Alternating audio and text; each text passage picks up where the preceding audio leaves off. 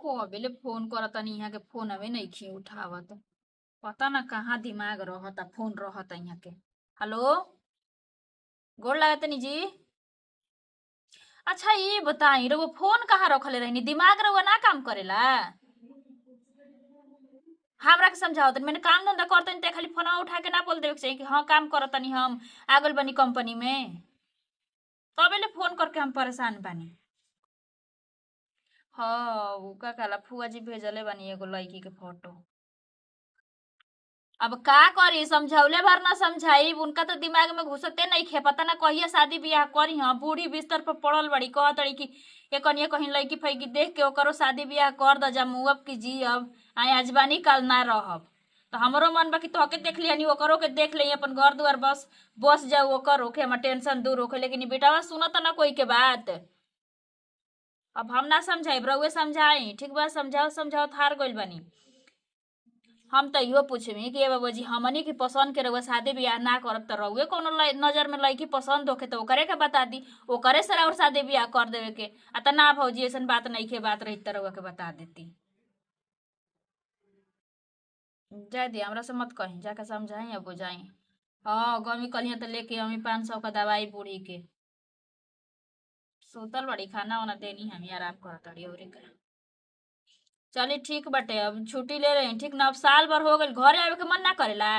आय काहेला शादी ब्याह कोई मेहरा लड़का पैदा कोई एजू किया। ठीक बा, साजी का फोन करम।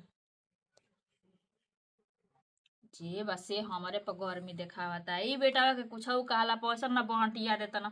हमारो शौक हवे कि घर में हमार छोट गोतनी आवे तो तनी गोड़ हाथ हमार मालिश करे चाहे काम धंधा करे। जिंदगी भर हम ही कह के खियाते पियाते रहब, तनको इनका के कुछ बुझाते नहीं खे, दिमागे नहीं खे काम करत। अरे हमारो शौक है कि हमार छोट गोतनी आवे तनी गोड़ हाथ के मालिश करे, घर के काम धाम करे। जिंदगी भर हम ही कह के हमसे ना बनी जी खाना वाना पहले का बोल रहो तो दिमाग में घुसते नहीं के। मैंने हती छुकी बेटा बनी के रहो के जिंदगी भर आदमी समझौते रही। और भैया फोन करके हमारा पकड़ जता ना, और माई अलगे रोवतड़ी धोवतड़ी। हम इंसान है बाबू जी, पत्थर के ना बनल है। का कहत रहन भैया? अच्छा ये बताई काहे रउआ शादी नहीं की करत, हमरा के बताई का वजह बाटे। शादी अभी शादी करे के उम्र बा हमार। ये बताई बूढ़ी खटिया पे पड़ल बड़ी, पाकल आम बड़ी, कल टपक जइहा। आए तो कम से कम भाईवा भौजैया करे वो बतिया नहीं की माना, तो महतरिया कता मानी।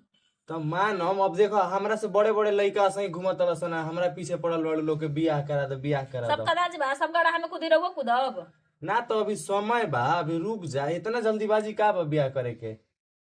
रवा के कुछ कहला पर ना बस असही बात टाल देतानी। ठीक है अभी देखो तो हम इनकरो ये के सोच मम्मी ले, असही पड़ल बड़ी। हम ये सोच लेले बानी कि घर के काम धाम ना करब। ठीक बा, अब कोई खैला बिना मरे चाहे कुछ होखो। माने ई कोनो हमरो बात सफर भइल नहीं भौजी? के अब। बताओ ऐसे करबू तो कैसे होई घर में? अकेले घर में रहत रहत हमरो जीव बिया जला। हम सोची ना कि हमार छोट बहिन आवे, छोट गोतनी आवे, मिल मिला के रही जहां से बोल के कि टाइम पास हो जा। भूत प्रेत त ना हम बनल रही, हम इंसान है, 4 गो आदमी के बीच में रहल चाहिए ना। बात सही बा, लेकिन कुछ दिन वेट कर ले हम शादी। काहे इतना बड़ावत तो लोग हमरा के? अब गाँव टोला तो सब कोई इहे कहत हवे गाँव टोला तो देवरा का गाँव बियाह टोला नहीं तो की सही सब नहीं कहेला। करत, सोचतिया कि जमीनिया हड़प ले। अरे हमके जमीन के लालच ना हो, ना रुपया पैसा के, ना गहना गुड़िया के। हम इंसान का भुखाई ले। कहे तो गाँव टोला कह के का करी? गाँव टोला के करे के बाटे। तनी बड़ो जेठ के बात मानल जाला, अपने मन के कुल ना कइल जाला। रउआ एकदम जीव बिया के रख देले बानी हमनी का। जाई बना के खाई, ऐसे मत खाई, हमसे ना बन। का करी कुछ बुझाते नहीं के। भौजी एने अलगे खिसिया तड़ी, होने माई बाड़ी अलगे पड़ल बाड़ी। मतलब बुझाते नहीं। अभी बियाह शादी कर ले हम, झूठो के माथा पेची हो जी बहुत ज्यादा। अरे बाप रे बाप, हाथना बेर हो गइल।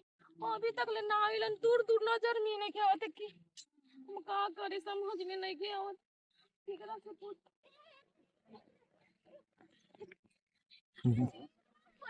रहुआ ए हाथ को अरे पागल उगल हौ का? तो अकेले सियान ए आई शर्ट छोड़ा पहले, शर्ट छोड़ा पहले। गाड़ी लेके आए हमरा। गाड़ी लेके आए? हाँ। हम चिन्हत तनी तारा के, तू चिन्हत तारू हमरा के? ए जी तू हमर मरद हमर पति दे है, मंगलसूत्र पहनाइला है, के मांग में के सिंदूर। कब कब कहिया? तू नहीं खा, तू बियाह कइला मंदिर ना में? हम घरे से अबे आवतनी। तू ना मंदिर में बियाह ना कइला? ना हम लोग के चिल्ला के जुटा दो। जा चिल्ला दो जा, ए भैया सुना करे हो, हम देखो सही में चिल्ला दो जा जा बोला। भी हमरा से छोड़ा पहले से, छोड़ा शर्ट पहले छोड़ा। नाइकी कहले तार से बिया, नाइकी कहले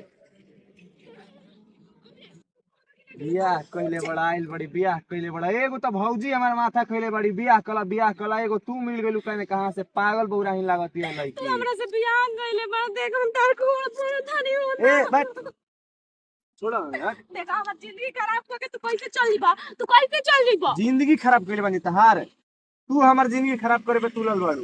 देखा हम ना करो ना करो बियाह कइले बड़ा, देखा कइले। सुना एक मिनट, घर तहार कहां है? ए तू भगा के हमरे के लिए आइला, मंदिर में बियाह कइला, अब घर हमारा पूछत रहा। अच्छा एक मिनट, पागल हो गलौ का? दिमाग में नहीं खेतरा दीदी, ए हमर दिमाग के ना नहीं के तू हमरा को। ए रुको पहले, दूर हटा।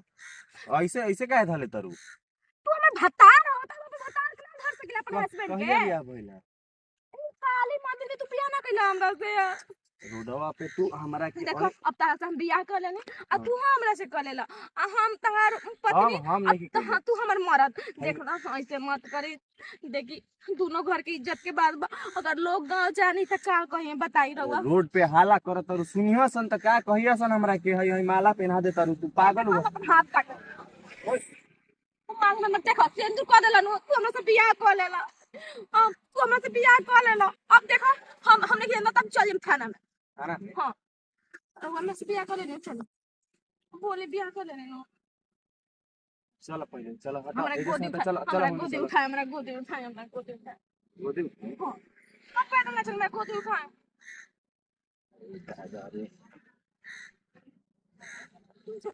ए ई सब मत करो।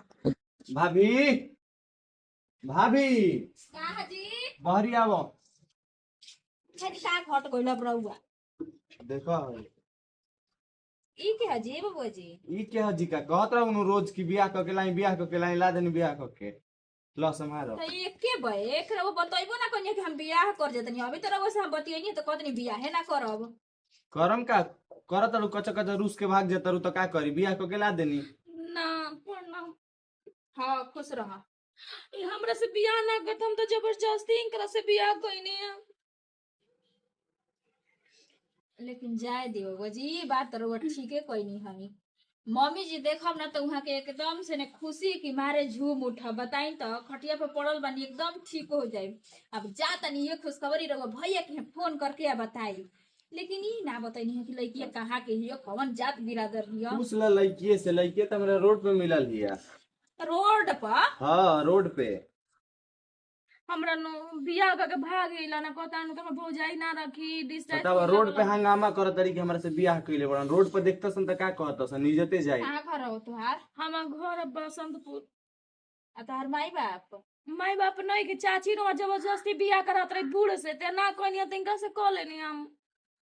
हे भगवान जी, बताई तो लाज नहीं खेला गोत तो का करी बतावा, तू ही रोज तू कहत रहो कि बियाह कला तो बियाह कला। कोई के उठा के लेके रोड पे के चलिए तो खराब भी है, हम ये लोग देखो इज्जत तो ई व्यवहार खराब भी बाकी है, ना। ई खराब भी है, देखो तो तनी तो बाद में धोखाधड़ी वाला काम ना करबू आय ना इनकर कसम। ए बट बड़ बेशरम बिया हो दादा होते आवत हत की चुकी रो मेहरा रो मिलल हिय, तनी लंबा चौड़ा ना पाकर चितर मिलल हिय।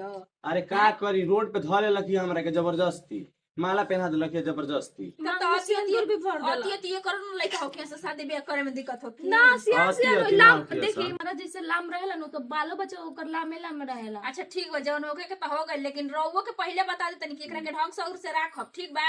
समझब कि सब कुछ हमारी है एनी ओनी छछड़ पर कोई नहीं तो सोच ले, भुला जेब रउआ हमर देवर है आ कनी तोहरो के समझा दे तनी, ठीक ना? हम तू घर में उतर गइलू, हम ही नहीं की सोचत कि तू हम गोतिनी हो, एकदम बहिन लेखा, ठीक? चल पहले मम्मी जी से भेंट कराई, ओकरी बाद से घर के जवन नियम होई ना वो पूरा करब, ठीक?